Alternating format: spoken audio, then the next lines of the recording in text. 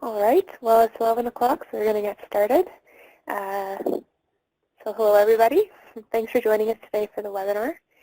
My name is Kamala, and Jack and I will be presenting this 30-minute webinar today on resource road design.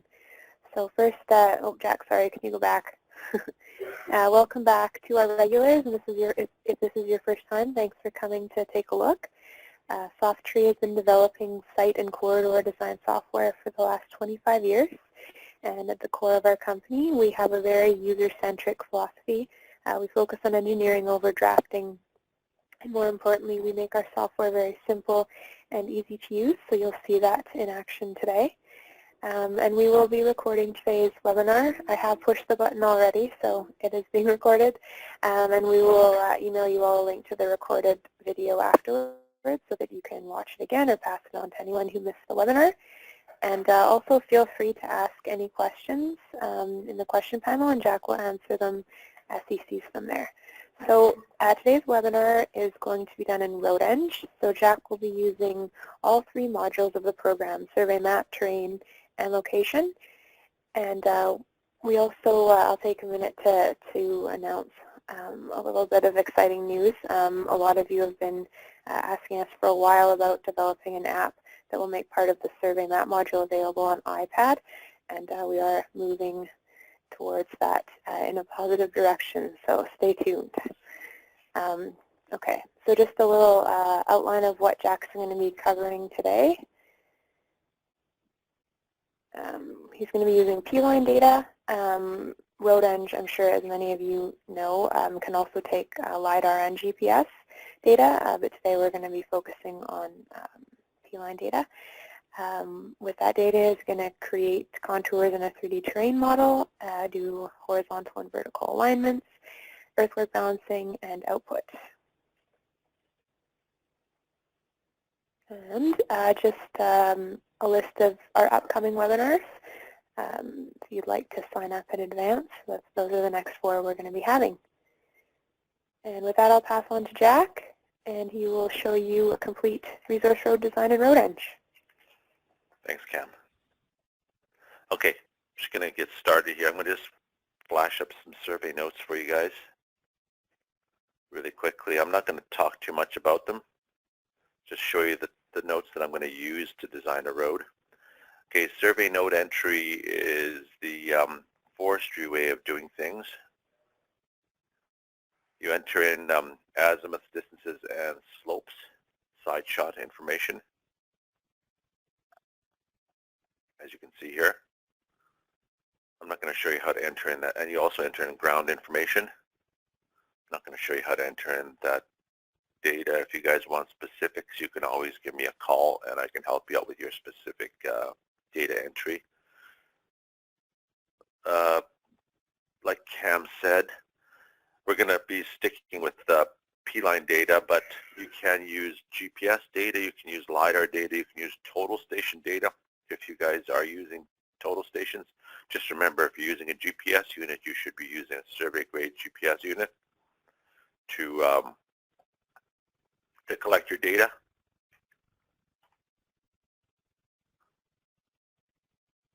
Let me just start by taking this data into the terrain module, importing into the terrain module, and generating my tins and contours.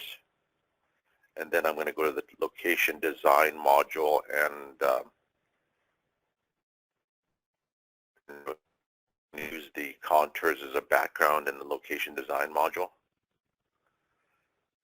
Open up my traverse, the traverse that you just saw a few seconds ago. Add some extension to my side shots, maybe about another 10 meters extra. So there's my P-line with side shots.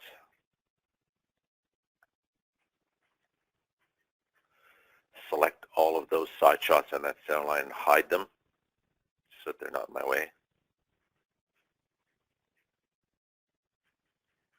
Turn off their display. Generate my contours. What I did there was I clicked on this button here.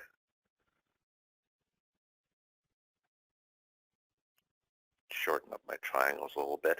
Max triangle length, I want it to be 200 meters. Minor contours will be at 1 meter interval. Major contours will be at 5 meter interval. Minor contours will be a red color. Major contours will be a black color.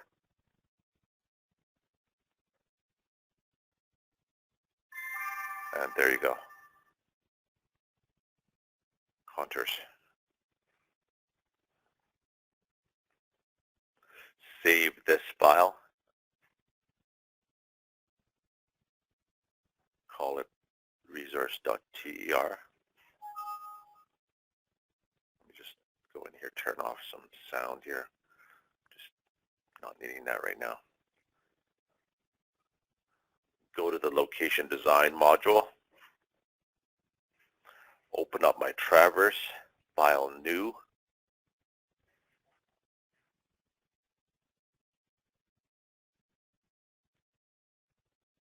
The TR1 file again.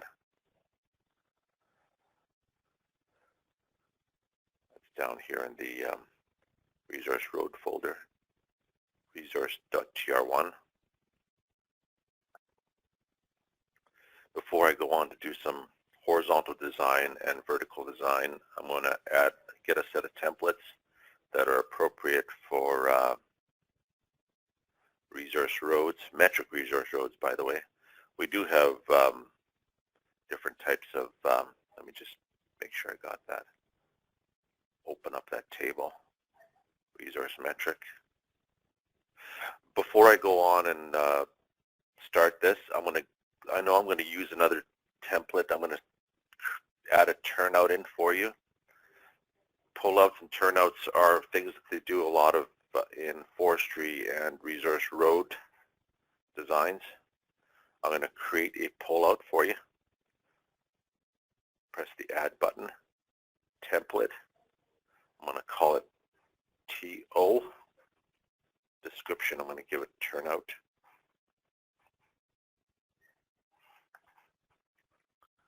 It's going to be basically a duplicate of my resource low volume road template, except for one thing. The roadway will be double the width on both sides.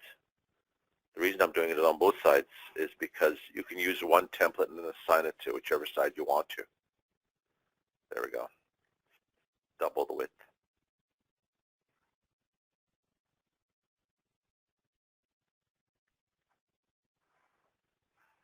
All right. We've assigned that template. Let me get a screen layout here that sets my screen up for horizontal alignment. Add my background, that contour file that I had in there that I created in the train module.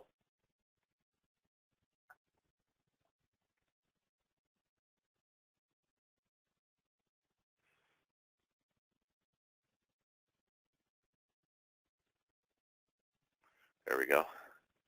If you don't want it as vibrant as it is right now, you can always wash it out. So right-click, Plan Options, plus side-by-side background, Properties. I'm going to wash it out by 75%. There, it's not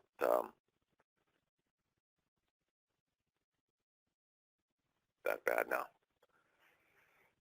Let me assign that turnout for a section right down here. I'm just going to add in one turnout, but you can add in multiples if you want to.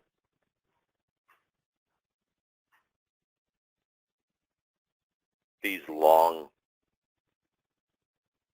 blue things that you see here are culverts. I'll shorten those in a second once I do some horizontal design and vertical. And horizontal design, I will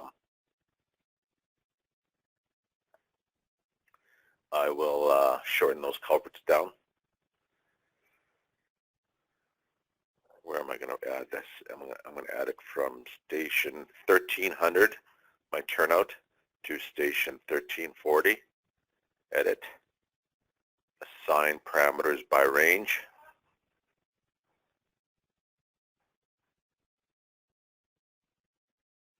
On the left side, I'm going to add in a taper template first. Taper template is a transition from one template to another. Can't modify the taper template, it's just in the software as it is. So 1300 to 1340, I'm going to add a taper template in there, and then I'm going to sandwich the turnout within that taper.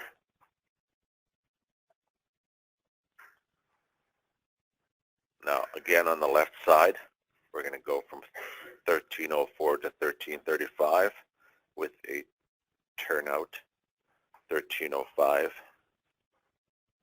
to 1335.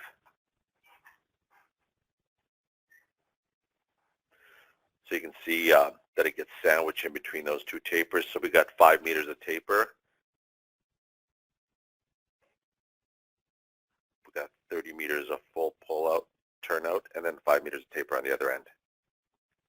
And then we go back to the default template on the end of the design and the beginning of the design.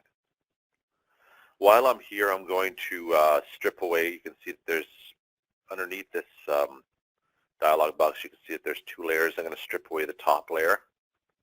Go into the site prep. There's a meter of stripping that I could add. That's another thing that they do in forestry, is strip away the top layer, or any resource mining design, any resource design. From slope stake to slope stake, top of cut toe fill to top of cut toe fill. 1 meter, strip it all away. And while I'm here also, I'm going to change my fill type. So I'm not using existing layer 1 as fill. I'm going to use existing layer 2 as fill. The reason that I'm changing it to existing layer 2 is because my existing layer 1 being stripped away will probably be spoiled somewhere. It won't be used as design in the road. Added it, so it's changed over to existing layer 2 as fill. Press OK and OK again. There, you can see my new design is now starting at this point and ending at the surface down here. You won't see these long fills once I do the vertical a little bit. Once I finish off the vertical design, you won't see any of these long fills reaching down. You can also see that there's that pull-out right there. If you want to go through the cross sections, there you can see it widens. And then it will narrow it down once my cross section gets to a certain point there. It's narrowing down slowly, back, forward. Next thing I'm going to do is I'm going to design just 2 curves. A lot of people in forestry don't do any horizontal alignment at all, but I'm going to do some horizontal alignment, just design a couple of these curves. I'm going to delete stations 1380 to station 1680. Delete range all points from 1380 to 1680. There. I've deleted everything from here to there. Design this curve. Right click, get my added IP tool, which is my pencil tool. Left click on the line, snap to it, and stretch it out to about there. And then left click on the line over here and snap to it and stretch it out over here. I'll fix up these tangents right now. Make sure that's a little bit better following that up better. Add in my horizontal curves. Get my default. Change this to 50 meter radius. I'm not going to super elevate the curves. A lot of people in forestry do not, or resource road design, do not super elevate curves. You could if you wanted to. Apply. Set that as my default jump. Get my default apply. Actually, I'm going to change it to 100 meters for this next curve. There, that fits better. You can move the IPs around after you've added in your curves, just to make sure that they're all overlapping nicely over over the P line. You can see that I'm only a little bit off where my P line is. This is my new location of my center line. The black line here in the cross-section window you can see is the original P line location.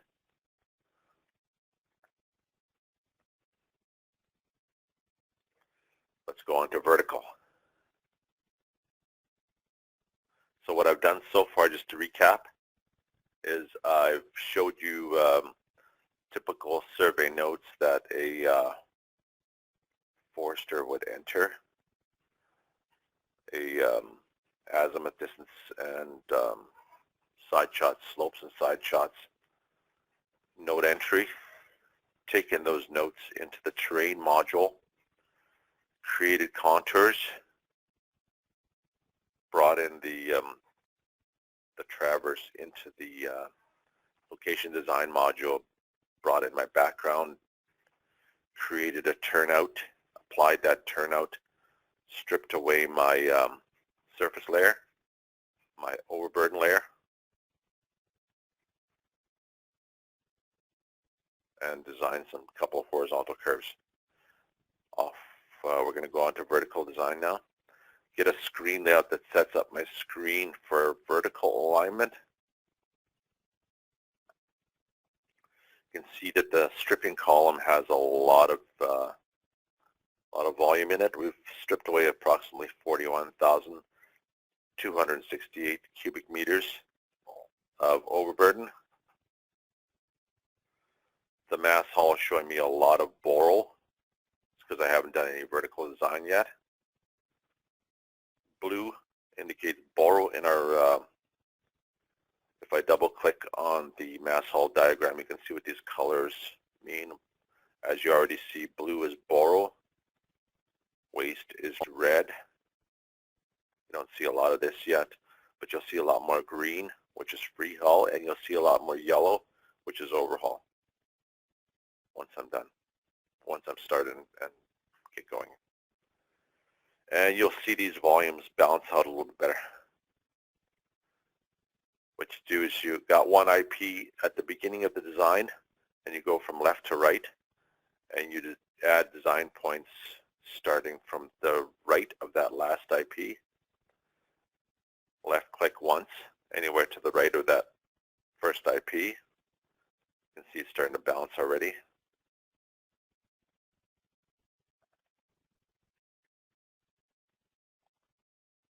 I'm getting green. Left click anywhere to the right of that next IP. I'm getting a lot more green. Left click.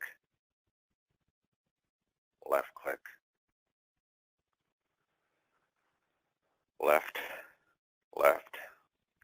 Getting a lot more free haul and overhaul, which is nice.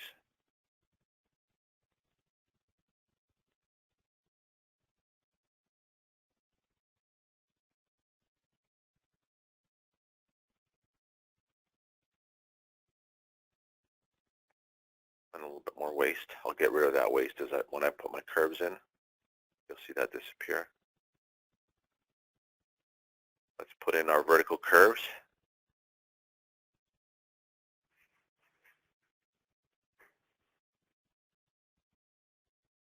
Now,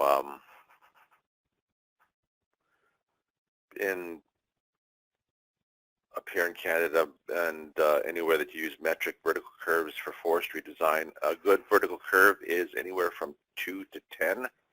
I'm going to put in a vertical curve K value of 10. It's a parabolic curve. And how is K calculated? It's taking the difference in the grades, the grade after, subtracting the grade before, and you get the difference, change in grade, which is 6.1, which is right here in this dialog box. Divide that into the length of curve, and you'll get a 10.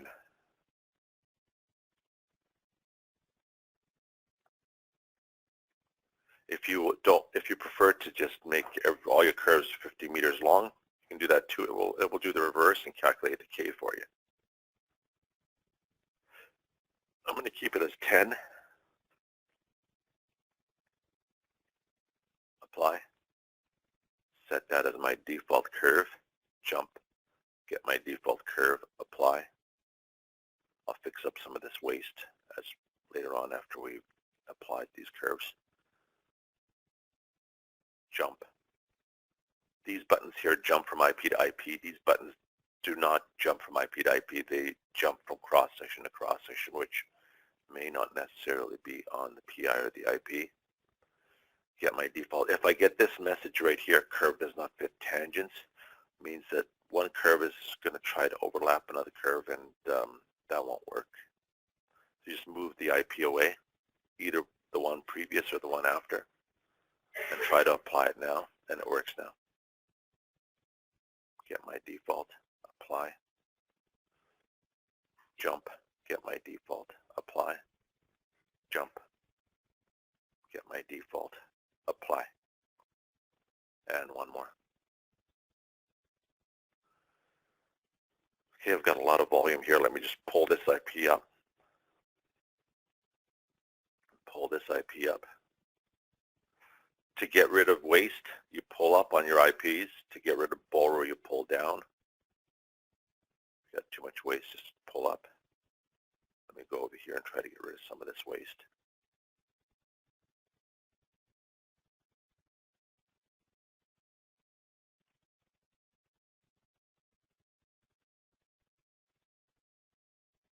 It's balancing quite nicely now. Let me just pull this up a bit more. Pull this IP up a bit more.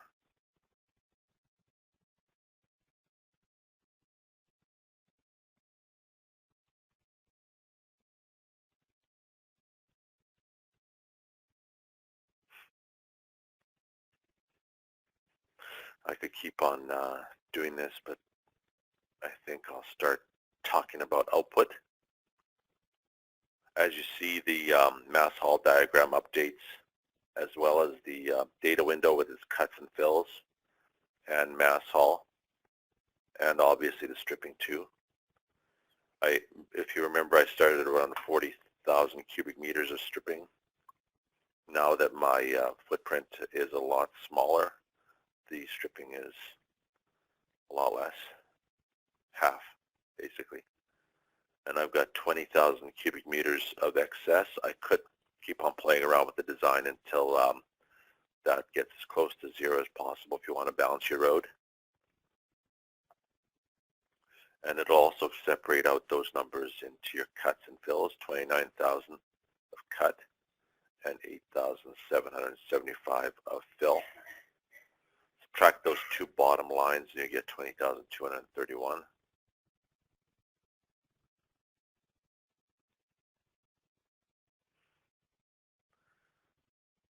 Plan profile sheets. Let me just balance this out just a bit more, just to make me a little bit happier.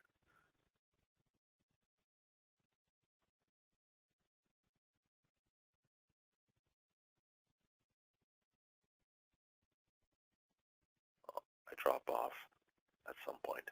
I'm just going to leave it there. Maybe I'll raise this one up a bit more. It's starting to get better. I've only got about 10,000 cubic meters or so of excess, which is good.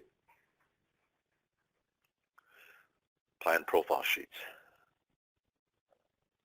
Retrieve a screen layout that sets up my screen for plan profile sheets.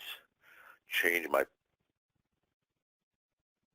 page size and orientation.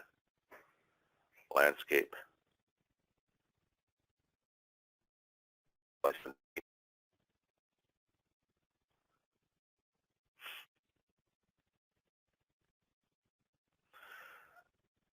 Go through your pages. Page 2, page 3, page 4. If something doesn't fit on a page, like you can see this area of the profile does not fit on the page, I can make my plan smaller and then make my profile larger to fit that on.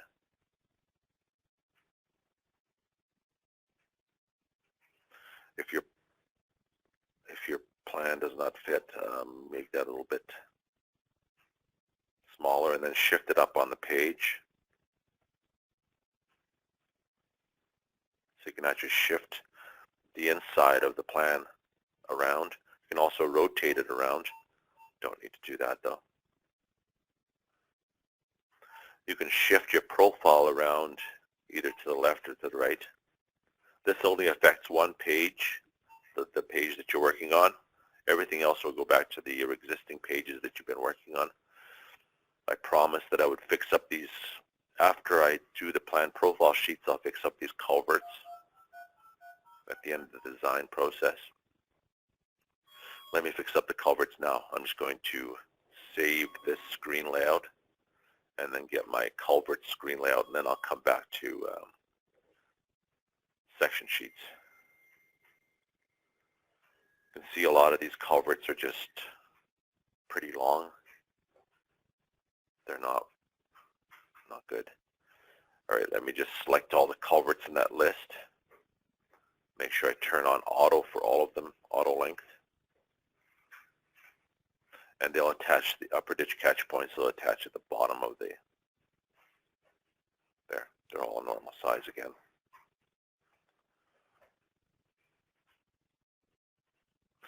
Let's go back to, you can also change the skew angle.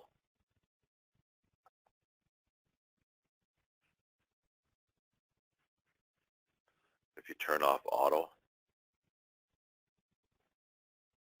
gradient will just follow the gradient that you have set in here.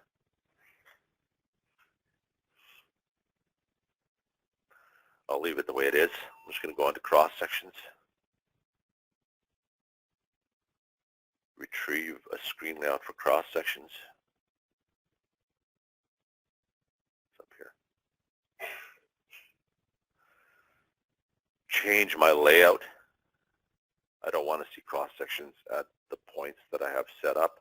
I want to see them at P-line survey points. So every point that I have in the field, it's important to get every point that I have in the field, and that's those survey notes, so that you can lay it out back at those locations. And you can choose bottom up, top down, whichever one you prefer. I'm just going to do 2 by 2.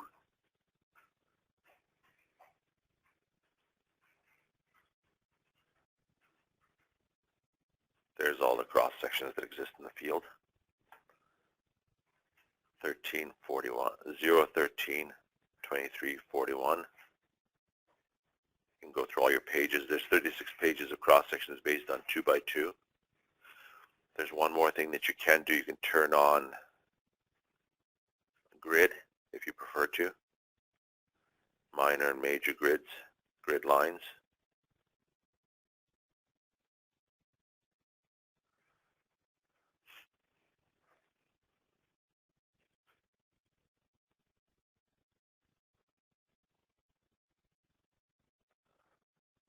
Format of my minor grids will be a light gray. Format of my major grids will be a darker gray. You can also change the spacing there if you don't want to have that tight of a spacing, or the color, or if you don't want to see minor grids, you just want to see major grids, do any of these.